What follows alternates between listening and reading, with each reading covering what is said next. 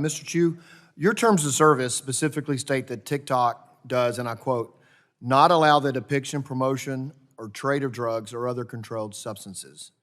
Despite this content being against your terms of service, and I've brought this up with other service providers, but despite this content being against your terms of service, content on your platform related to illicit drugs like fentanyl, drug trafficking, and other illicit activity is pervasive and racks up hundreds of thousands of views. For example, in 2020, the Benadryl challenge resulted in the death of an American teenager. And we heard of another challenge earlier today that brought the death of a teenager.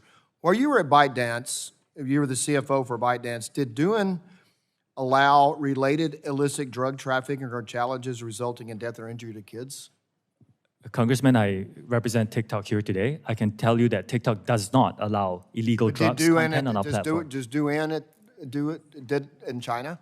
I believe they don't allow this, but I will need to check. I don't run their business. I can tell you TikTok does not allow this. This is what we're concerned about, and my guess, and it would DoIN allow for 41 days a threat against a member of the Chinese Communist Party to stand on their site for 41 days?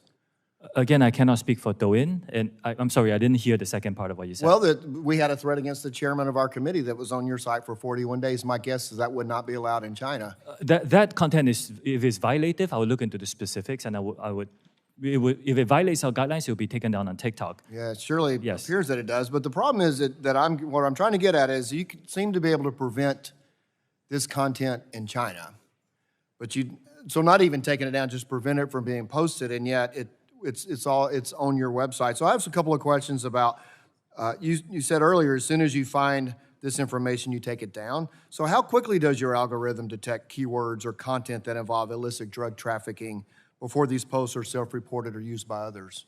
We have about 40,000 people working on this now, together with the machines that we train. I don't think any company in our industry can be perfect at this. This is a real big challenge for our industry, but our goal is to get any violative content, including illegal drugs, down to a very, very small number. That's the problem. When we have these hearings, we have CEOs of different companies and of your colleagues and competitors, and we always hear apologies, and we always hear, we want to do better at this, but it just doesn't seem to keep improving, and we see hearing stories of our children, and obviously this has been talked about today. So how many posts and accounts have been identified and removed from TikTok due to content posted related to illicit drugs or other controlled substances? Congressman, we do publish that in a transparency report. I can get my team to get the information to yours. Thank you, I appreciate that. Also, we understand that the way that people use TikTok or other platforms similar to yours is that they ensure flagged user content isn't permitted to jump from. So my question, so what we've heard is that the instances the users see a drug advertisement and then give a code to go to another site. So my question is, do you work with other platforms to ensure flagged user content isn't permitted to jump from one platform to others? I will check with my team. I would love to work with our industry to make sure that we stamp out these problems. Violative content should not be allowed on any platforms, in my opinion. Well, so what's kind of frustrating to all of us here is that we look at what's happening on your sites and others, and particularly that we know, because we've done a research, that you can't have access to illicit drug information or others on DoIN, which is a sister company, as you say, in China.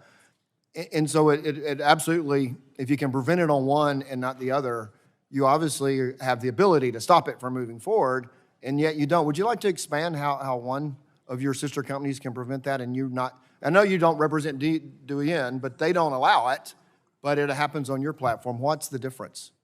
First of all, the majority of the content on TikTok is fun, entertaining, informative, and very positive for our users.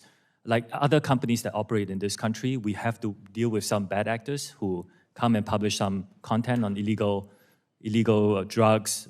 Other the bad actors don't seem to be able to access DoIN. The TikTok U.S. experience should be compared to other U.S. companies because this is a common challenge. But your parent company has the technology to prevent it because you prevent it in China, but you can't prevent it here. What's the difference? That's why I'm asking. Oh, Congressman, there is no technology that is perfect in doing this. We have to deal with the reality of the country that we're operating in. Mm-hmm. And here in the United States, as with other companies, we share this challenge. We are investing a lot to address the challenge, but it's a shared challenge. But you invest a lot to seem to be able to address it in China, but not here. Again, I think the comparison has to be within the single country. You know, we face the same set of challenges here in What's the the US. difference? I'm sorry, I'm out of time, but what's the difference in China and here? Let me give you an example, Congressman. In my home country, Singapore, there is almost no illegal drug content because Singapore has very strict drug laws. Thank you. My time's expired now. Yield back.